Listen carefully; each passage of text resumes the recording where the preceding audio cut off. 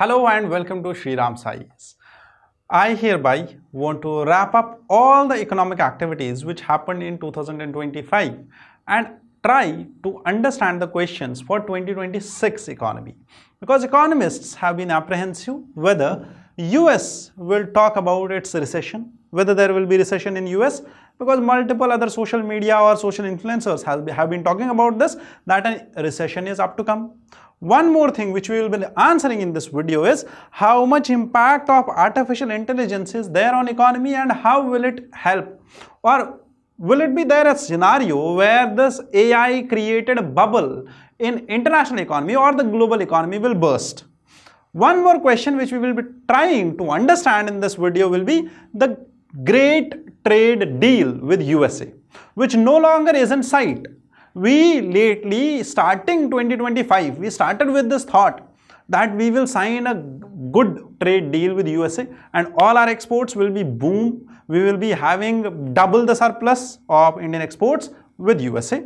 But that yet is, I would say, not to be seen in the near sight. Further, there is one more thing जो हमें discuss करनी है आज, वो ये है कि इंडिया के ऊपर आज की डेट में यूएस के तरफ से जो टैरिफ्स लगाए गए हैं 50% tariffs in net, that is the 50% tariffs and 50% additional tariffs, that also will be discussed in this video, which is currently more than China. One more thing which we need to understand, that is labor productivity. You must understand that today, currently, while we are talking about this, capital has taken the center stage. Everyone is investing in capital, not in labor. There is very less labor actually being employed. Lastly, we discussed about this last time. It was that 23 lakh rupees investment लगता है, उसके बाद एक labor employment generate होती है. Further, this labor is being replaced by artificial intelligence. How will this impact the economy? Lastly, we will talk about the global debt crisis. This has been taking the center stage in all the economic discussions across all social media platforms. कि भाई साहब ये बताओ कि जो date है वो हर एक कंट्री का बढ़ता ही जा रहा है एंड इवन यूएसए का भी डेट बहुत ज्यादा है. अब इस चक्कर में ग्लोबल लेवल पे countries have been pursuing to purchase more and more gold, which has impacted the gold prices also. Gold अभी 1,40,000 पे पहुंच चुका है. Now these are the questions for us to be kept in mind पूरा 2026 कि अब इन सब चीजों का क्या होने वाला है. तभी हमें 2026 की इकोनॉमी समझ में आएगी, तभी जाके हम 2025 की इकोनॉमी को रैप करेंगे, 2026 की इकोनॉमी को शुरू करेंगे एक नए नजरिए के साथ कि क्या होने वाला है इकोनॉमी में. मैं आप सबका स्वागत करता हूं हमारे श्रीराम साईएस के चैनल पे. आई will be discussing all these questions and understanding and answering all these questions in this video. Before we begin in this video, I want to highlight, अगर आप यूपीएससी सीएससी के लिए सीरियस हैं, अगर आप अपनी प्रिपरेशन को लेके चिंतित हैं, तो आपको ये चाहिए कि आप अपनी प्रिपरेशन को स्ट्रीमलाइन कराएं, आप अपनी प्रिपरेशन को रीवेरीफाई कराएं अपने मेंटोर से और इस क्यूआर कोड को स्कैन करें. स्कैन करने के बाद आपके पास एक गूगल फॉर्म आएगा, वो फिल करने के बाद आपको एक मेंटोरशिप सेशन दिया जाएगा, वो भी फ्री ऑफ कॉस्ट. वो सेशन ज्वाइन करने के बाद आपको एक मेंटोर मिलेंगे जो आपकी करीब करीब जितनी भी आपकी परेशानियां होंगी यूपीएससी से रिलेटेड, प्रिपरेशन से रिलेटेड, उनको सॉल्व करने में आपकी हेल्प करेंगे. Understood? Further, these are the contact details in which you can try to connect to us. This is our Telegram channel on which you can connect to us. Clear? Now moving further, the year 2025 जो हम अभी wrap up कर रहे हैं 2025 को, उस साल में हमने इनिशियली क्या अज्यूम किया था? पहला अजम्पशन ये था कि इंडिया जो है इट वुड इमर्ज, कि इंडिया के ऊपर ट्रंप 2.0 का कोई सैंक्शन नहीं लगेगा, कोई टैरिफ नहीं लगेगा. बट प्रॉब्लम ये है कि हम ही टैरिफ के ऑनस्लॉट पे आ गए. अर्ली ट्रेड डील साइन करने वाले थे हम and we started with optimism. But problem ये है कि इंडियन इकोनॉमी से रिलेटेड और इंडिया की इकोनॉमिक पॉलिसी से रिलेटेड हर बार ये चीज देखी गई है that it lets down both the optimists and the pessimists. जो लोग ये बोलते हैं कि नहीं, इंडियन इकोनॉमी कुछ भी इस साल नहीं ग्रो कर पाएगी, 5% या 4% ग्रोथ रेट रहेगा, वो भी निराश हो जाते हैं, और जो लोग ये बोलते हैं कि इंडियन इकोनॉमी 10% ग्रो करेगी वो भी निराश हो जाते हैं. That has been something which is unique to Indian economy. But yes, we will be discussing more about this. Initial assumptions के बाद हमने ये देखा that reality check करने के बाद आज की डेट में 2025 के एंड पे हम ये देख रहे हैं India is facing currently the most highest effective tariffs from USA. Tariffs कौन कौन से? 25% the reciprocal tariffs plus 25% tariffs on the purchase of Russian oil. Even if we have decreased this purchase. Last month, नवंबर के month में, दिसंबर के month में हमने देखा बहुत सारे जो परचेजेस हो रहे थे, बहुत सारी कंपनीज या Reliance, RIL, Reliance industries limited, उन्होंने भी ये चीज बोली दैट हम लोग अपना ऑयल का परचेज कम कर रहे हैं रशिया से. क्लियर. नेक्स्ट, हमने सोचा था दैट एक्सपोर्ट रेजिलियंस होगा इंडिया का. एक्सपोर्ट रेजिलियंस यूएसए के कंपैरिजन में हमारा कम हुआ है, but only in those products जहां पे टैरिफ लग रहा है. वो प्रोडक्ट्स जहां पे टैरिफ नहीं लग रहा है, ठीक है, जहां पे टैरिफ नहीं लग रहा है, जैसे जो प्रोडक्ट्स पे टैरिफ नहीं लग रहा है, फार्मा के प्रोडक्ट्स हैं. It declined through September following the tariff implementation. नवंबर के महीने में टैरिफ्स इंक्रीज हो गए. वो उन प्रोडक्ट्स के जो टैरिफ एग्जेम्प्ट है, जैसे फार्मा के प्रोडक्ट्स, इलेक्ट्रॉनिक्स, इनके एक्सपोर्ट्स इंक्रीज हो गए और हमारा एक्सपोर्ट रेजिलियंस वापस आ गया. हमने एक्सपोर्ट्स को डाइवर्सिफाई भी कर लिया. हम यूएसए के ऊपर टोटल डिपेंडेंट नहीं रहे. We started to export to other I would say countries, other markets of the world. Understood? Clear. दो चीजों ने हेल्प किया. वन, जो एग्जेम्प्टेड गुड्स हैं जिन पे टैरिफ नहीं लग रहा है. दूसरा, जो हमने मार्केट डाइवर्सिफिकेशन किया. क्लियर. वन मोर थिंग जो किया गया दैट वाज रिफॉर्म्स. रिफॉर्म्स ना कि एक सेक्टर में लाए गए, बल्कि हर एक सेक्टर में रिफॉर्म्स लाए गए. देखो, ये डिस्कशन इंपॉर्टेंट है मेंस के लिए, प्रीलिम्स के लिए, दोनों के लिए इंपॉर्टेंट है. प्रीलिम्स के लिए एक तो आपका पूरा रिवीजन हो जाएगा कि मैंने आज तक क्या पढ़ा था और क्या क्या चीज़ें हैं जो मुझे पढ़नी चाहिए थी, स्किप हो गई. और दूसरा, कुछ पॉइंट्स ऐसे जो मेन प्रीलिम्स में डायरेक्टली पूछे जा सकते हैं ऑब्जेक्टिव्स में. ठीक. वन मोर थिंग, मेंस के लिए आपको एक होलिस्टिक व्यू पॉइंट मिल जाएगा और इससे आपको इकोनॉमिक सर्वे समझ में आ जाएगी और वहां से आप फिर आंसर्स अच्छे लिख पाओगे मेंस में. Clear. One more thing, financial reforms लाए गए और फाइनेंशियल रिफॉर्म्स के साथ बहुत सारे और रिफॉर्म्स लाए गए. पहला रिफॉर्म वाज जीएसटी का रैशनलाइजेशन. रैशनलाइजेशन ऑफ जीएसटी, और दो रेट्स हमने रखी. One was 18%, this 18% and 5% only. ठीक है, दो रेट्स हमने रखी. नाउ जीएसटी रैशनलाइजेशन कब आया? सितंबर के महीने में. सितंबर के महीने में क्यों आया? क्योंकि इस टाइम पे हमारे पास फेस्टिवल्स बहुत सारे होते हैं. अब इन फेस्टिवल्स के चक्कर में डोमेस्टिक डिमांड, मैं इस पे दोबारा आऊंगा, डोमेस्टिक डिमांड बढ़ गई. डोमेस्टिक डिमांड बढ़ने से क्या होगा? डोमेस्टिक डिमांड बढ़ाना क्यों जरूरी है इंडियन इकोनॉमी के लिए? ना केवल 2025 के लिए बल्कि 2026 के लिए हमारे लिए ज्यादा इंपॉर्टेंट है डोमेस्टिक डिमांड को बढ़ाना. It is being said that Indian economy को अगर डेवलप्ड इकोनॉमी बनना है 2047 में, तो 7.8% का एटलीस्ट हमें ग्रोथ रेट मेंटेन करना पड़ेगा और हमारी capacity utilisation should be around 80%. then only we will grow this economy to that level that we turn out into developed nation. Clear है यहां तक? One more thing, labour laws में हमने reforms लाए. लास्ट मंथ हमने इसी दिसंबर के महीने में लेबर लॉज को इंप्लीमेंटेशन करना स्टार्ट कर दिया. They came into force 4 labour laws which are simplified enough. 4 labour laws के अकॉर्डिंग गिग इकोनॉमी में रिफॉर्म्स आ गए. गिग इकोनॉमी में सोशल सिक्योरिटी बेनिफिट्स मिलने लग गए. उसके साथ साथ जो स्टेट इन लेबर लॉज को इंप्लीमेंट करेगा, जहां पे भी ये लेबर लॉज इंप्लीमेंट होंगे, वहां एम्प्लॉयमेंट बढ़ेगा. हमने एम्प्लॉयमेंट इंसेंटिव स्कीम भी लाए, एम्प्लॉयमेंट लिंक्ड इंसेंटिव स्कीम, ताकि जो फॉर्मलाइजेशन, जो अभी तक इनफॉर्मल लेबर था हमारे पास, उसको फॉर्मलाइज किया जाए. This was for formalisation of economy. Clear. One more thing which you need to remember is financial services. Financial services में रिफॉर्म्स लाए, जैसे 100% FDI अलाउ किया किसमें? इंश्योरेंस सेक्टर में।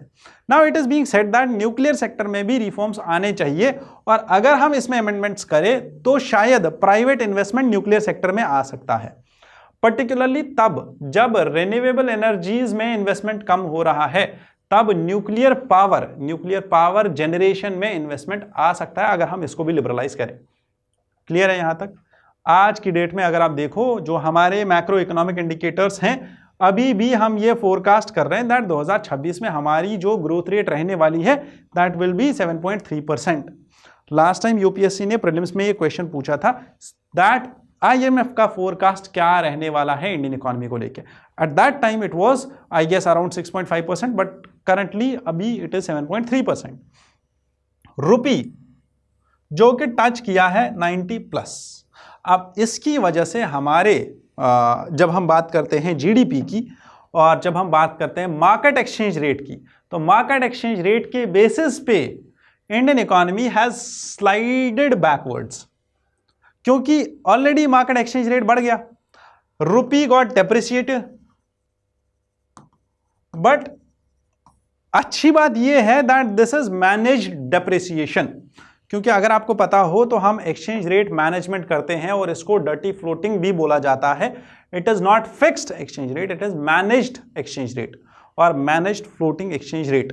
अब इसमें रुपी को अलाउ करना कि ये डेप्रिशिएट हो जाए टिल द नंबर 90, मतलब $1 90 रुपए तक का हो जाए, ये मैनेज डेप्रिसिएशन क्यों है?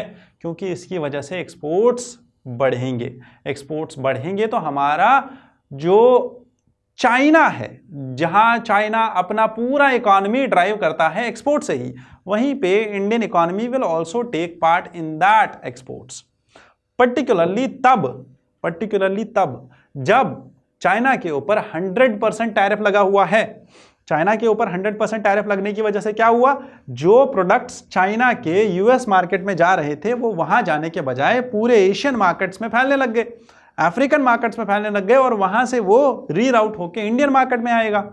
इंडियन मार्केट में आने की वजह से ही हमें कंसर्न पैदा होते हैं दैट हम इन एक्सपोर्ट्स को अब कैसे डील करें, हम अपने एक्सपोर्ट्स को कैसे बढ़ाएं। That is why this is managed depreciation, and this managed depreciation will act as a buffer against 50% American tariff barrier, क्योंकि अगर रुपी डेप्रिशिएट हो रहा है दैट विल अट्रैक्ट एक्सपोर्टर्स, कि इंडिया से एक्सपोर्ट बढ़ेगा डेप्रिसिएशन के बाद। क्लियर? वन मोर थिंग, 1.3% का करंट अकाउंट डेफिसिट है अभी भी हमारा। दिस रिमेन्स मैनेजेबल, एंड क्यों मैनेजेबल है? क्योंकि सर्विसेज का एक्सपोर्ट हमारा बहुत ज्यादा है, सर्विसेज का एक्सपोर्ट बढ़ने की वजह से this is manageable. But problem एक है कि गुड्स में अगर हमने देखा टैरिफ्स लग गए, और गुड्स में टैरिफ लगने के बाद हमारे गुड्स का एक्सपोर्ट कम हो गया। एक दिक्कत हुई, वो है सर्विसेज की, जो हम ये बोल रहे हैं रोबस्ट सर्विसेज एक्सपोर्ट्स। इवन आपको ये भी याद रखना है 2025 में यूपीएससी ने क्वेश्चन पूछा था, क्वेश्चन का सेकंड स्टेटमेंट था, मैं बस उतना ही बोलूंगा, दैट इंडिया का जो ऑप्शंस मार्केट है दैट एक्सीडेड, उसने ओवरटेक कर लिया हांगकांग के ऑप्शंस मार्केट को भी। Once, that was only once that it happened. Similarly, हमारा सर्विसेज एक्सपोर्ट का जो ग्रोथ था that overtook once this year also the trade export. Goods export से ज्यादा सर्विस एक्सपोर्ट का ट्रेड हुआ। अंडरस्टूड? क्लियर है यहां तक? Now let's understand the trends. Very simple, India और बाकी सब नेशंस का एनुअल जीडीपी ग्रोथ रेट, अगर आप जीडीपी ग्रोथ रेट देखें इंडिया का, this is comparatively better than other Nations. ठीक है? अगर हम इन्वेस्टमेंट रेट देखें, this has declined since 2008। Problem यही है, 2008 से लेके आज तक अगर इन्वेस्टमेंट रेट डिक्रीज हो रही है इंडियन इकोनॉमी में, तो इन्वेस्टमेंट अगर डिक्रीज हो रही है, वो भी पब्लिक सेक्टर में, प्राइवेट सेक्टर में डिक्रीज हो रही है, टोटल इन्वेस्टमेंट रेट जो है दैट इज हावरिंग अराउंड 27.5%, ये 35.58%, that is a problem. So that is one thing which you need to understand. Growth key trends. In the past 25 years, our growth has hovered around 6 to 7%. Average growth. ठीक है? 6 to 7%.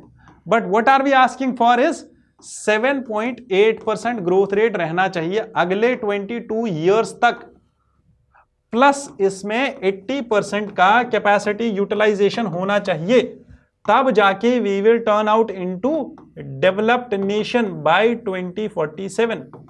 That is economic parameter जो हमें समझना होगा। Clear है यहां तक? Now one more thing, हमारा फॉरेन इन्वेस्टमेंट का स्कोप क्या रहा और फॉरेन इन्वेस्टमेंट हमारे यहां कितनी आई।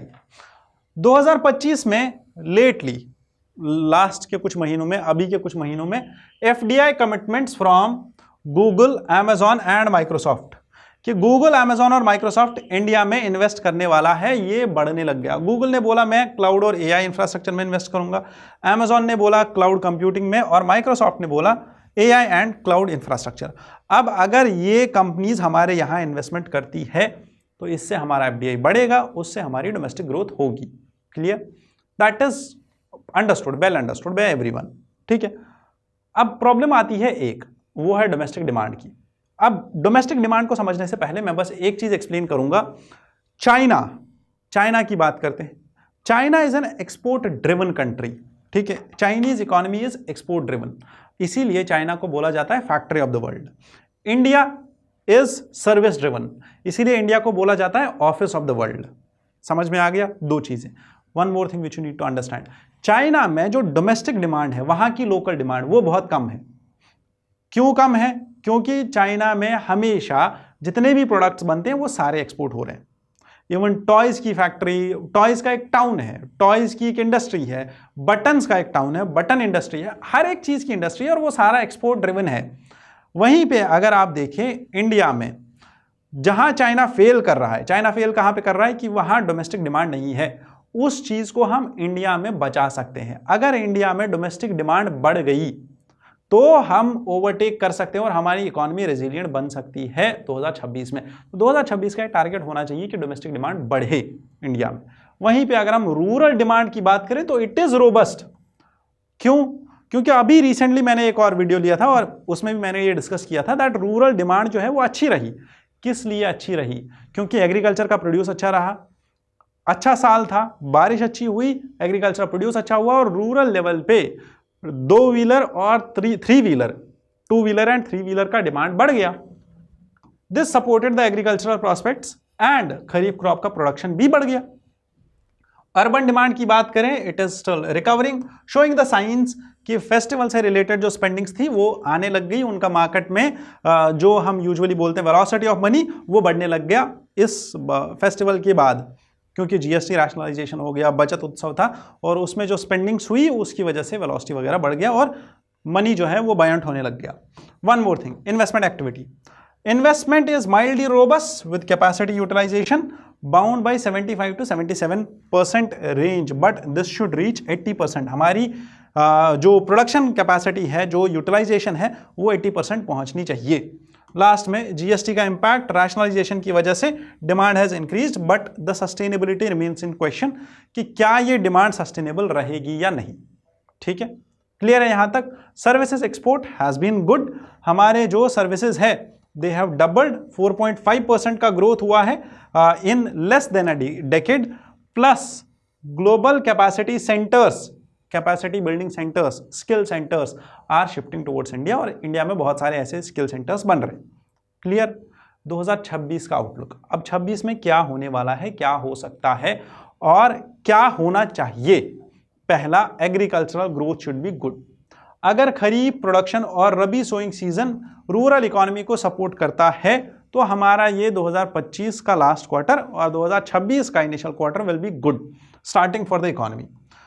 लो इन्फ्लेशन, क्योंकि अभी भी हमने देखा था रिसेंटली दैट आरबीआई अपना मॉनेटरी पॉलिसी जो है वो डिक्रीज कर रहा है, इंटरेस्ट रेट्स डिक्रीज कर रहा है, 5.25 पे आ चुका है। इसकी क्यों रीजन पड़ा? क्योंकि हमारे यहाँ इन्फ्लेशन कम थी। इन्फ्लेशन कम क्यों थी? क्योंकि जीएसटी का रैशनलाइजेशन हुआ था। क्लियर है one thing? Tepid inflation, environmental enabling supportive monetary policy. Clear? Strong balance sheet, healthy cooperatives and financial institutions fundamentals. एक चीज याद रखनी है दैट यहां पे बहुत इंपॉर्टेंट चीज है वो ये है कि अगर कंपनीज का बैलेंस शीट अच्छा हुआ, याद रखना एक चीज अभी हमने डिस्कस किया था कुछ दिन पहले दैट कंपनीज हमारे यहां अब क्या कर रही है, they are trying to clear off their previous debts, वो पुराना डेट खत्म कर रही है, जितना भी उनने कर्जा, they are trying to become more resilient, और जितना वो रेजिलियंट बनेंगी, जितनी उनकी डेट्स कम होंगी, उतना ही वो स्ट्रॉन्ग बैलेंस शीट क्रिएट कर पाएंगी। अंडरस्टूड। न्यूक्लियर सेक्टर ओपन हो सकता है, this could attract investments during renewable energy transition slowdown, continuing reforms, और एक और चीज, लेबर कोड्स के साथ साथ हमने एक और रिफॉर्म लेके आए थे, that was quality control orders. In quality control orders को रिवोक कर दिया गया था, जिससे हमारे एक्सपोर्ट्स में और ज्यादा बढ़ोतरी आई थी। लास्ट में एक्सटर्नल सेक्टर को समझना है थोड़ा सा, ठीक है, 2 मिनट लगेगा, उसके बाद video wind up. External sector में यूएस टैरिफ अनसर्टेनिटी, क्योंकि यूएस की टैरिफ्स लग रहे हैं, अब इन टैरिफ्स को इंप्लीमेंट करते टाइम दे लैक क्लैरिटी कि फ्यूचर में क्या होने वाला है, इन टैरिफ्स का क्या होने वाला है फ्यूचर में, क्या ये कम होंगे, क्या रिमूव होंगे, ट्रेड डील साइन होगी नहीं होगी, ये एक अनसर्टेनिटी है। दूसरा, चाइनीज एक्सपोर्ट्स का प्रेशर, जो मैंने पहले भी बोला, दैट यूएस के ब्लॉकेड की वजह से China is exporting to Asian and South Asian nations, जिसका इंपैक्ट इंडिया पे भी आ रहा है। अमेरिकन लेबर मार्केट, याद है आपको वो चीज जब अमेरिका ने H1B वीजा के ऊपर $1 लाख का फीस इंपोज किया था, उसकी वजह से सर्विसेज हैम्पर हुई। दैट मीन्स हमारे यहां से लेबर वहां नहीं जा पाएगा, क्योंकि $1 लाख पहले देना है वीजा के लिए। अब अगर लेबर वहां नहीं जाएगा तो ये क्या होगा, now this labour will be working remotely from India. If he is working remotely from India, it means India का सर्विस सेक्टर का रोल और ज्यादा बढ़ जाएगा, दैट इज वन थिंग, ठीक है। It means material is weakening, tariffs will slowly bite the inflation as it rises. One more important aspect कि US में टैरिफ्स बढ़ाने की वजह से, अगर वो टैरिफ्स बढ़ा रहे हैं तो इसका मतलब क्या है, इंडियन प्रोडक्ट्स वहां पे कंपैरेटिवली हायर प्राइसेस पे बिकेंगे। अगर हायर प्राइसेस पे बिक रहे हैं तो that will pull the other products also to increase their price. One thing, if the inflation is rising, that will create impact कि वहां लोकल वॉइसेस राइज होंगी कि ये टैरिफ्स क्यों लगा रहे हो, इसकी वजह से तो इन्फ्लेशन बढ़ रही है, इन्फ्लेशन बढ़ेगी, maybe there will be a problem. One concept which I will be defining over here, that is inflation or inflating away the debt. How countries do this? Inflating away the debt. This can be asked in UPSC prelims. Capital outflow concerns that अगर ऐसा रहा कि ये tariffs continuously लगते रहे और Indian economy ने अच्छा परफॉर्म नहीं किया, तो तब हो सकता है कि हमारे यहाँ से कैपिटल जो है वो आउटफ्लो कर जाए, जो बाहर से इन्वेस्टमेंट आया हुआ है वो वापस अपना इन्वेस्टमेंट ले जाए। क्यों ऐसा होगा? क्योंकि अगर हमारा मार्केट स्लो डाउन में रहा तो, ठीक है। So lastly the path to high income status, India कैसे हाई इनकम अचीव करेगा? This is already discussed, 7.8% for next 22 years. This is said by World Bank in February 2025. One more thing, over the 3 decades, India's growth rate का trend रहा है 6 to 7%. It only came close to 8% कब? 2003 से लेके 2008 तक।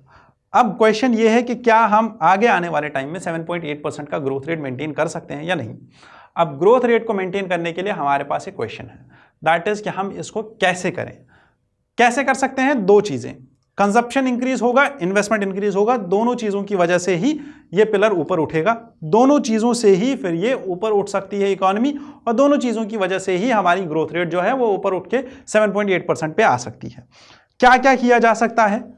पहला, corporate balance sheets should be strong, entrepreneurs need demand visibility, because clearly अगर demand market में बढ़ेगी तभी जाके I would say capacity utilisation होगा, तभी जाके प्रोडक्शन ज्यादा होगा।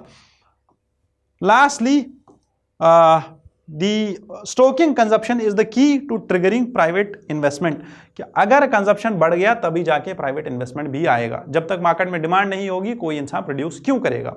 सो thereby we were answering all of these questions.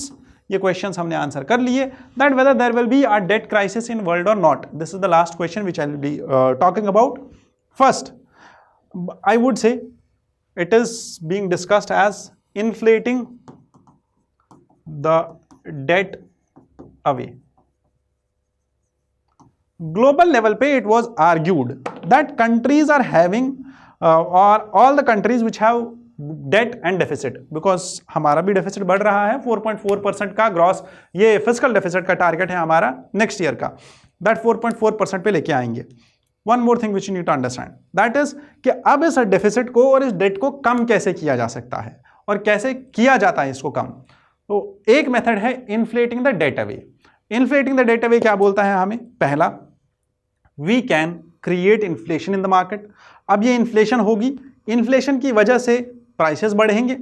अब इन्फ्लेशन के साथ ग्रोथ होती है, बट ये इन्फ्लेशन इतनी ज़्यादा नहीं होनी चाहिए कि 10-15%, 20% हो जाए। नहीं, अगर हमारा टारगेट 4% है तो 5% पे रखेंगे।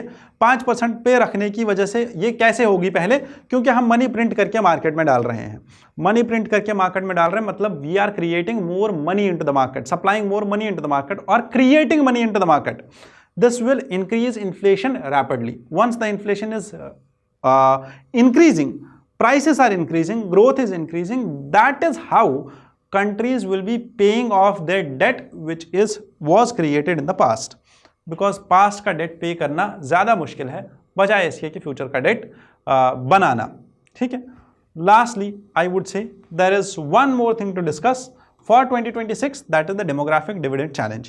कि क्या इंडिया अपनी इकोनॉमी को, अपने लोगों को, जो हमारे लोग हैं, जो हमारे वर्किंग एज पॉपुलेशन है, क्या वो हमारी इकोनॉमी में कंट्रीब्यूट करेंगे उतना ज़्यादा जिससे हमारा इकोनॉमिक आउटफ्लो बढ़ जाए? Either capital owners as profit और लेबर एज वेजेस. दो चीज़ें होती है जिससे हमारी इकोनॉमी में आउटपुट बढ़ता है.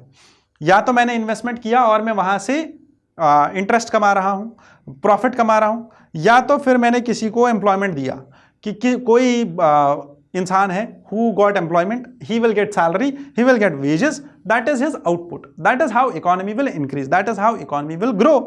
And once this happens, current reality about this is that capital productivity is rising. जो मैंने पहले भी बोला था कि हम कैपिटल ज़्यादा इन्वेस्टमेंट कर रहे हैं बिकॉज ऑफ टू थिंग्स. क्योंकि ज़्यादा कैपिटल इन्वेस्टमेंट करना पड़ रहा है because of inflation, artificial intelligence, technological advancements, और लेबर जो है उसकी एम्प्लॉयमेंट कम हो रही है. Less labour is being employed क्योंकि AI is replacing the labour. That is one more problem.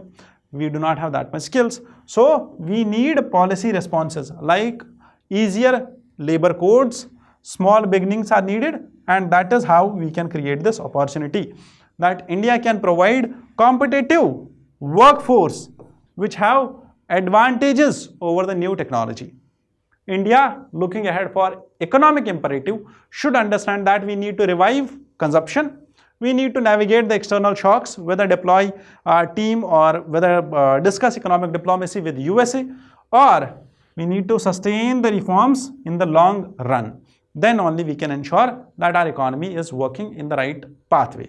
Understood? With this, I conclude today's discussion. This was a bit longer than what we expected. I wish you all the best. I thank you for being here. Jai Hind.